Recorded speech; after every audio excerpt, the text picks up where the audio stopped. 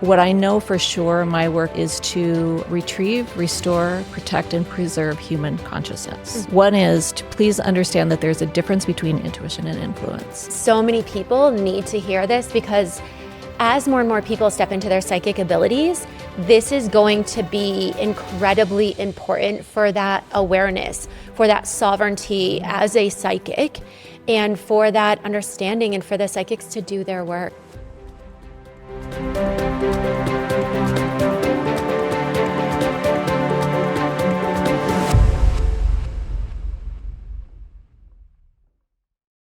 Hey, you guys, and welcome back to The Psychic Within. I'm really excited for this conversation today. This is something that I'm really passionate about. And today I'm here with Dr. Robyn McKay. She is a therapist turned advisor for soul-seeking professionals.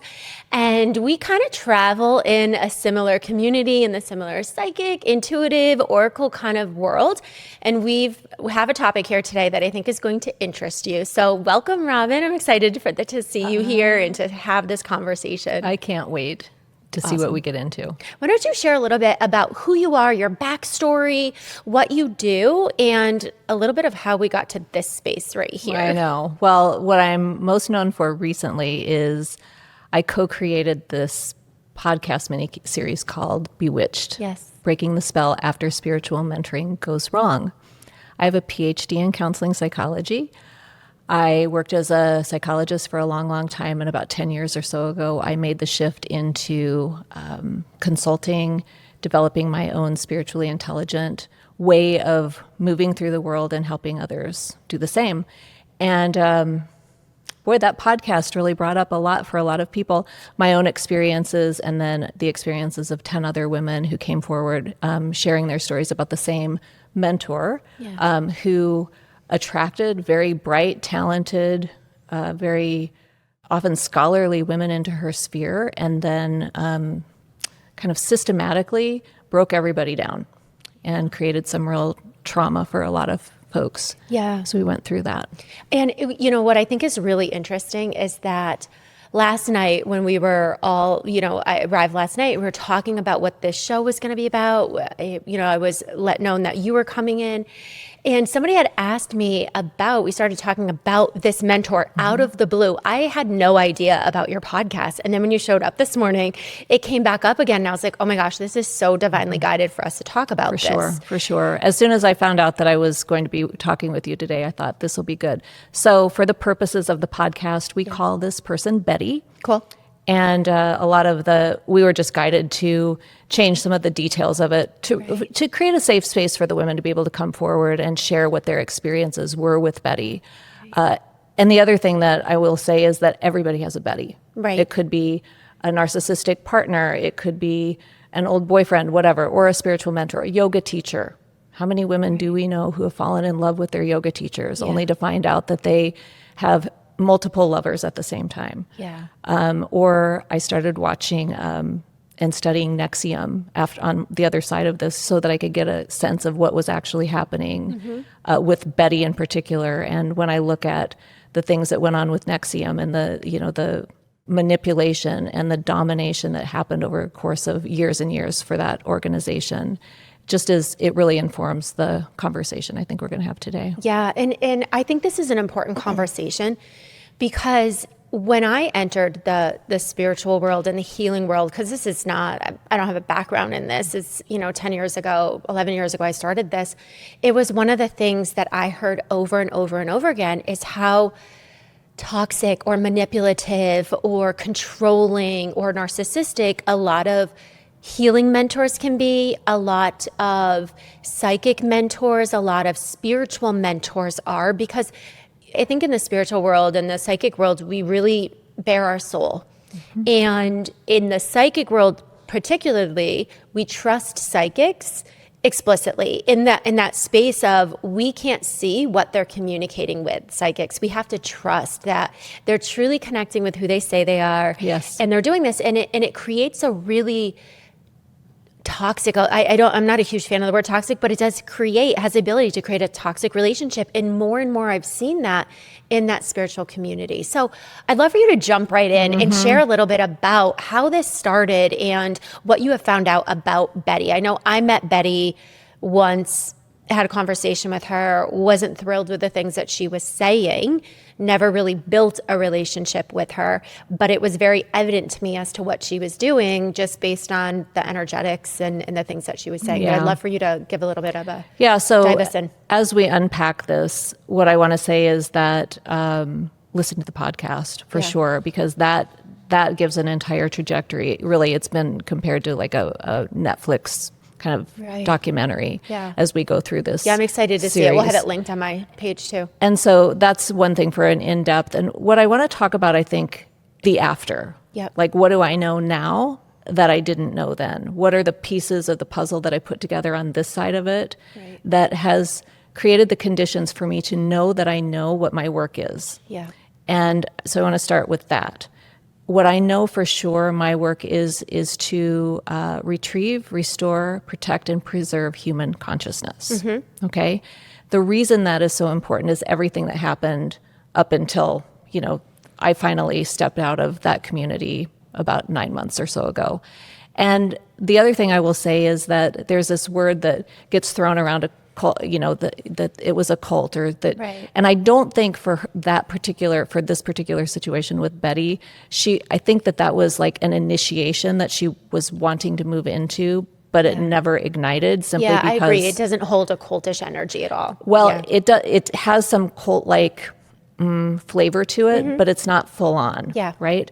And so that's the other thing I wanted to say is that when we look at the big picture of what happened with somebody like Betty, we can see somebody who was probably spiritually intelligent early on, meaning that she was able to do readings and tune into unseen consciousness, different levels of consciousness, and get information from people.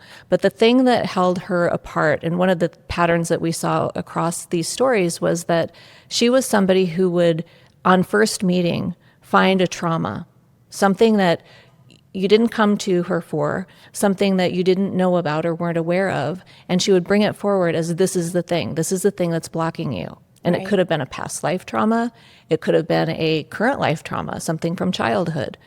And she was not qualified to do anything with that other than to report it to you. Right. So what would end up happening is that she would reveal the trauma in a reading.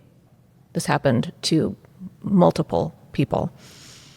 And then there would be this shock that would come up, of course, like this, oh my God, I had no idea, whatever. It would be a trauma that you didn't know about. Exactly. Okay.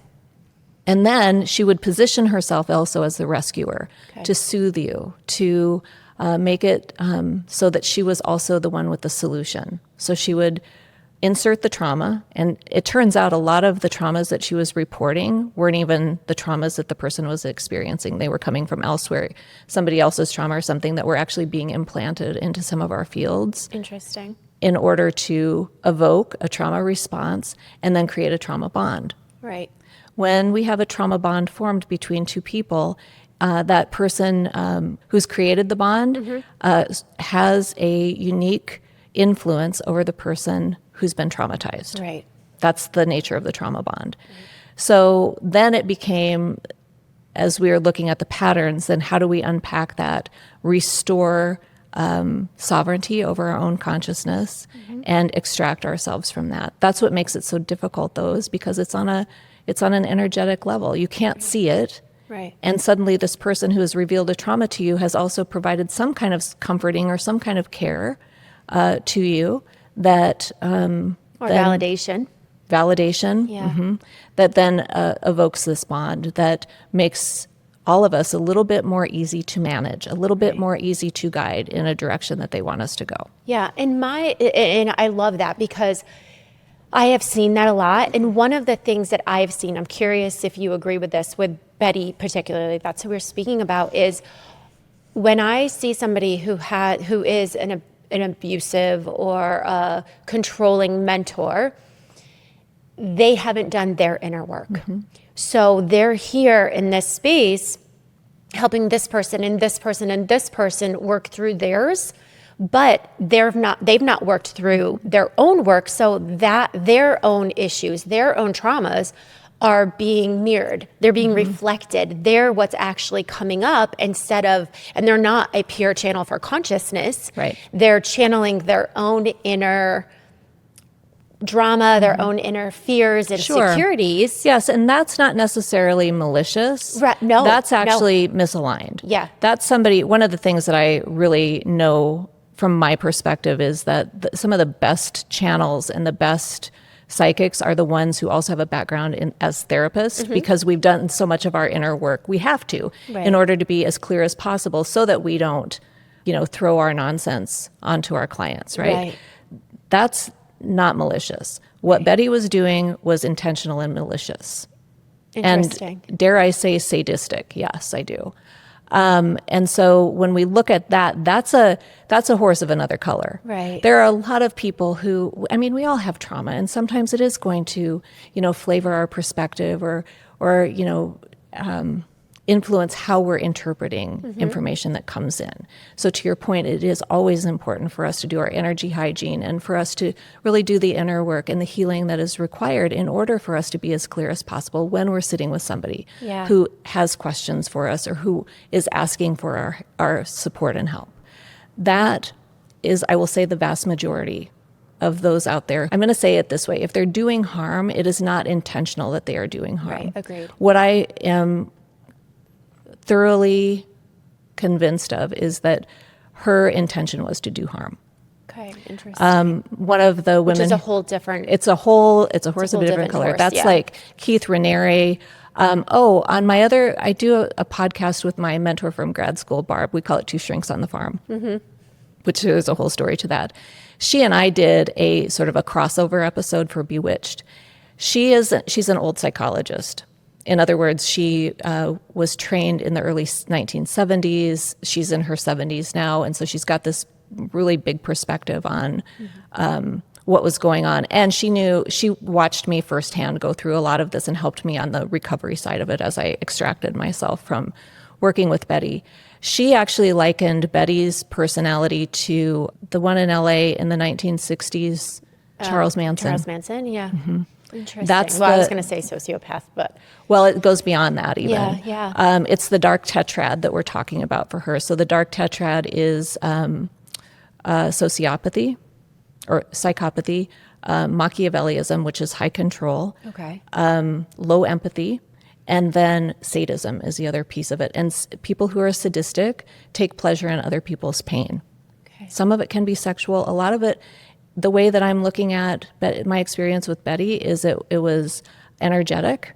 And wow, there were some times that I could really see the pleasure that she would take in somebody else's pain. Interesting. So let's talk a little bit about that, like the taking in the pain and the energetic aspect. Yeah.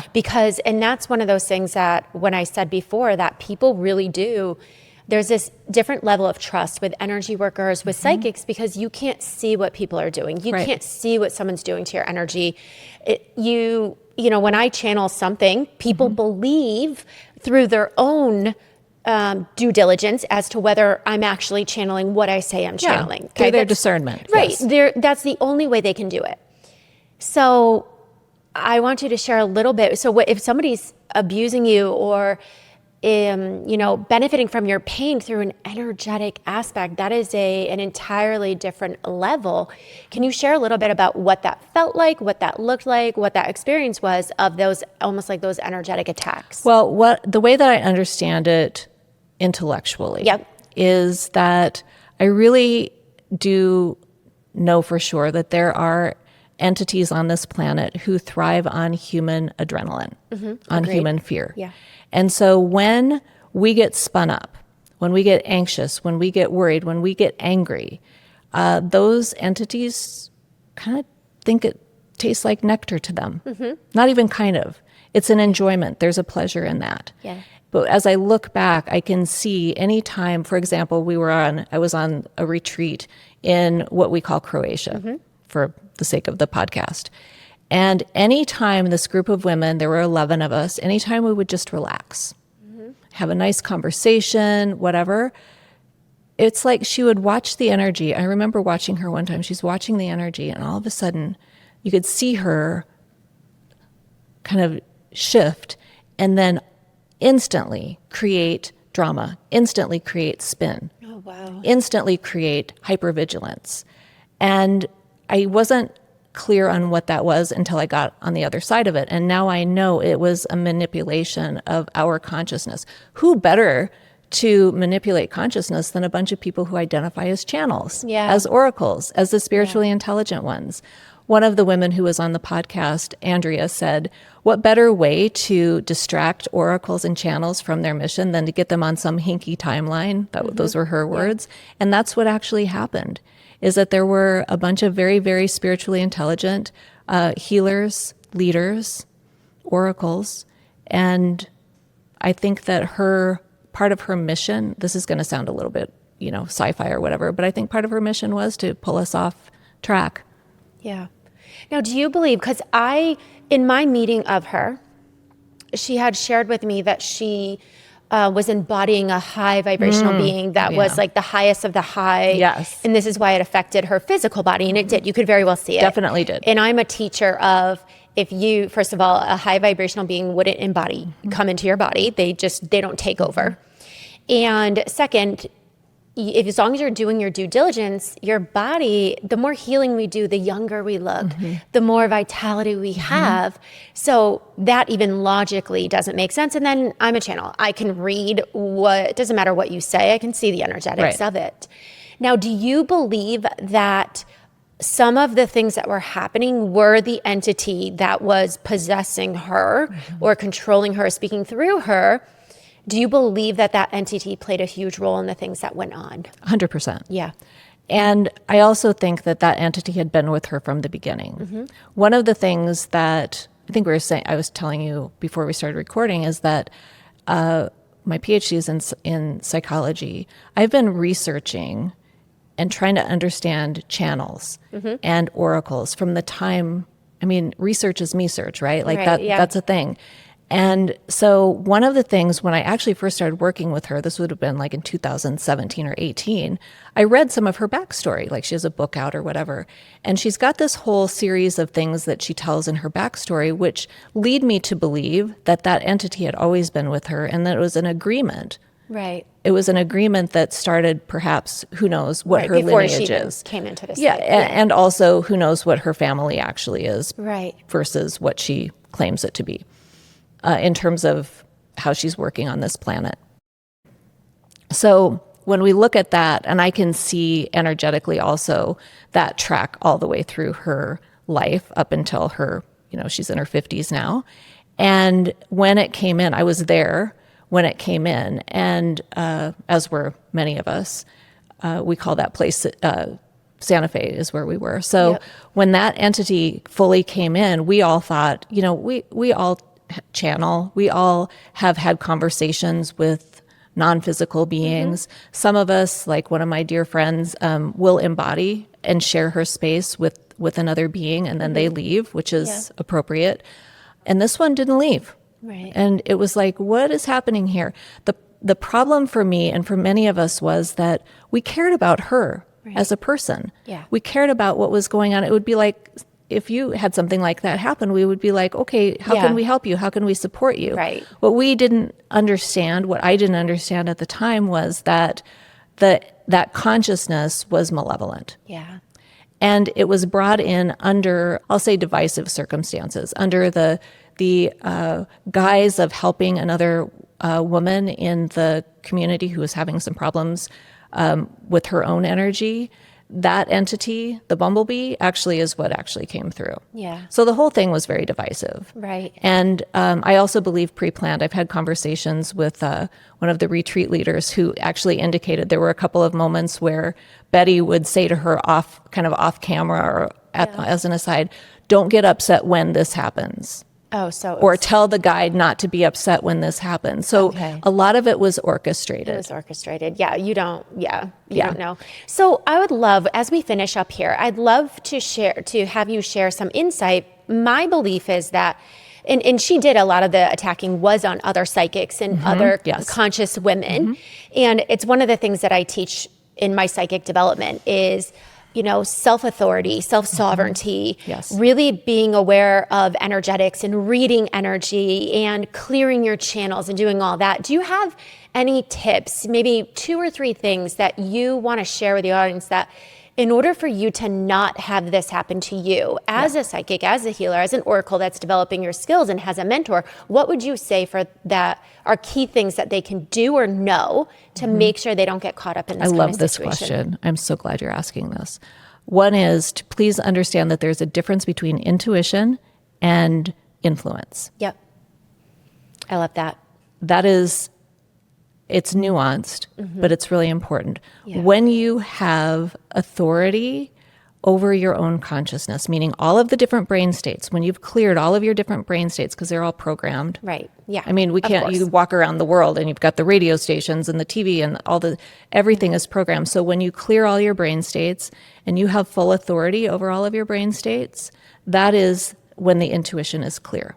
Good. Okay, so that has to do with energy hygiene. It also has to do with, I call it the cosmic light protections as well for that. That's 1. 2, your nervous system is the channel. Okay, so if your nervous system is not clear, if you're anxious, if you're depressed, if you have any kind of addiction or even head injuries and things like that, can rattle how the nervous system actually interacts with consciousness. So we want to make sure that the nervous system is crystal clear. I actually have a 21-day preparing the channel. I'm happy to give that to your audience as well. Yeah, we'll put a link in there. I'm happy to. Yeah, because the nervous system's like the frequency. It's what you allow to come in. Yeah. Yes, it's like it's the antenna. Yeah, the dial you're tuned into. Yeah. And so we have to make sure that the nervous system is crystal clear. Yeah. And then the last thing I'll say is the gut health is also really important. The gut-brain connection, super important. All of those organisms in your belly also affect how clear your channel is. Yeah. So there is a lot of, I will say, responsibility for each of us to take. And it starts with understanding that there is a difference between intuition and influence. Yeah. Oh, I love that. I love that. I think this is such an important conversation. I'm really excited to watch your podcast. We are going to have that linked here.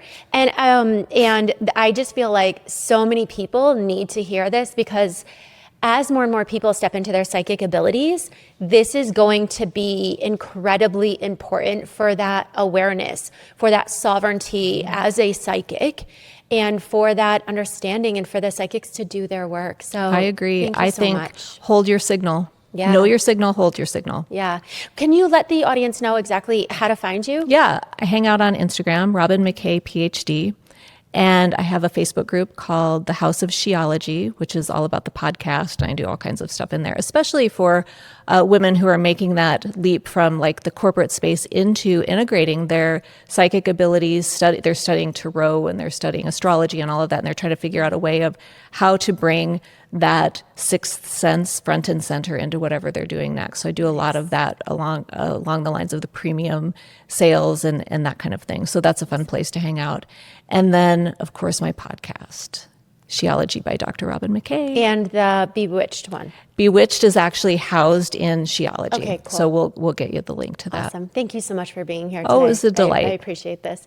You guys, thank you so much for watching The Psychic Within. This is a really important topic. And this, like I said before, this shows the importance of doing your work as a psychic, both your healing work, understanding yourself, clearing your channels, and working on your energy. I will see you guys next time on The Psychic Within.